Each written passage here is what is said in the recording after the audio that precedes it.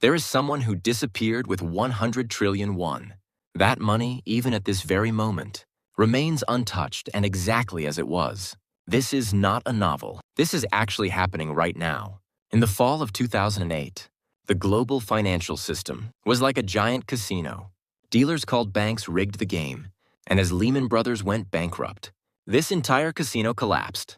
Millions of people lost their homes in the US alone, and the global stock market plummeted by half overnight. Ordinary people couldn't even understand why. Their money was disappearing. At the peak of that chaos, on Halloween, October 31st, 2008, in a small online cryptography community, a mere 9-page paper was quietly posted. Under the name Satoshi Nakamoto, this document was titled Bitcoin, a peer-to-peer electronic cash system. It was a blueprint for a completely new game board that works without dealers like banks. To explain the core of this blueprint simply, it's like this. When you hand over 100,000 won directly to a friend in cash, you don't need a bank. But on the internet, it was different, because someone could send the same digital money to 2 people at the same time. Bitcoin solved this problem. With blockchain, if I send 10,000 won, that fact is recorded simultaneously on thousands of computer ledgers around the world. No government and no bank can alter or erase this record at will. On January 3, 2009, Satoshi mined the world's first Bitcoin block. This is the Genesis block, the very first block. Inside that block, like a code, he inscribed a single sentence: Chancellor on brink of second bailout for banks. This was not a technical experiment. It was a quiet and clear declaration of war against the existing financial powers. For about 2 years after that, Satoshi communicated with developers worldwide and completed the Bitcoin system. He wrote the code, fixed the bugs, and led the community. But no one knew his face, his voice, or his real name. He was a ghost without a trace, existing only in emails and forum posts. And in April 2011, he disappeared. His last email contained only one line: "I've moved on to other things."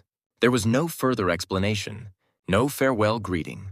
The designer of this game left without a word, leaving the most expensive chips in the safe. The problem is what he left behind.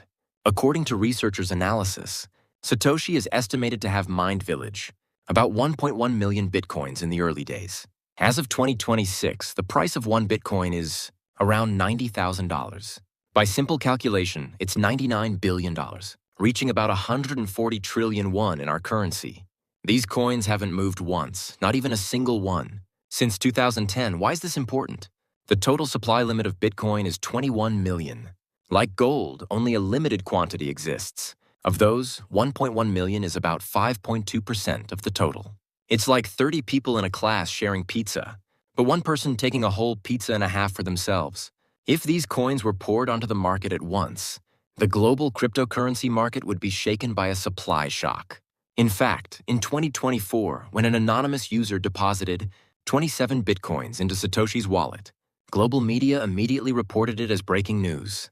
The ripples of the day, 1.1 million coins move, are hard to even imagine. Then who is Satoshi?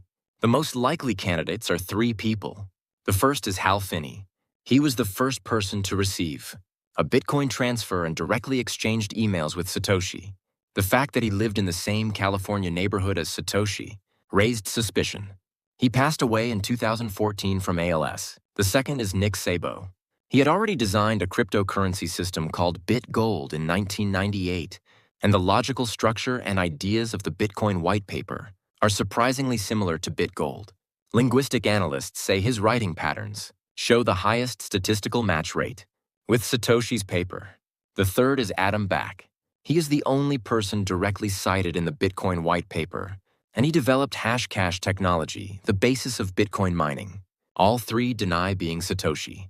In 2024, a UK court ruled that Craig Wright, who claimed to be Satoshi, was a liar. Here comes the most important question. Why did Satoshi disappear? Many people think like this. He might have been scared of the money or pressured by the government. But if you look at all his actions in reverse order, a completely different conclusion emerges. Just because someone created the game of chess, it doesn't mean the rules of chess change. Rather, the fact that a designer exists becomes a weakness of the game. Satoshi knew this. By disappearing himself, he made Bitcoin a system that doesn't depend on any individual. The core philosophy of Bitcoin is decentralization. No individual and no institution should be able to control it. If Satoshi's identity were revealed, governments around the world would have pressured him to neutralize Bitcoin. Like a headless snake, with him gone, there's nothing to cut off. Disappearing itself was the final move that completed this game. In 2009, the price of one Bitcoin was essentially 0.1. Now, 15 years later, those 1.1 million coins still sleep in that spot without a word. Whether Satoshi is still alive today or has already passed away, perhaps that's not what's important. Because the game he designed continues to run perfectly today, even without a designer. If you had 1.1 million Bitcoins, what would you do? Let us know in the comments. If you found this video helpful, please subscribe. Someone disappeared with 100 trillion won. That money, even at this very moment, remains untouched and exactly as it was. This is not a novel. It's actually happening right now. In the fall of 2008, the global financial system was like a giant casino. Dealers called banks rigged the game, and Lehman Brothers went bankrupt. The entire casino collapsed, and millions lost their homes. The global stock market plummeted by half overnight. Governments would have pressured him to neutralize Bitcoin. Like a headless snake, with him gone, there's nothing to cut off. Disappearing itself was the final move that completed this game. The disappearance itself was the last step in completing this game. In 2009, the price of one Bitcoin was essentially 0.1. Now, 15 years later, those 1.1 million coins still sleep in that spot without a word. Whether Satoshi is still alive today or has already passed away, perhaps that's not what's important.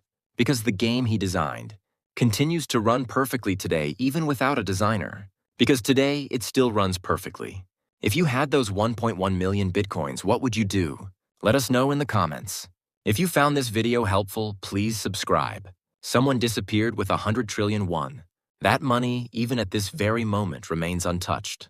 This is not a novel. It's happening right now. If you had that money, what would you do? Subscribe for more stories.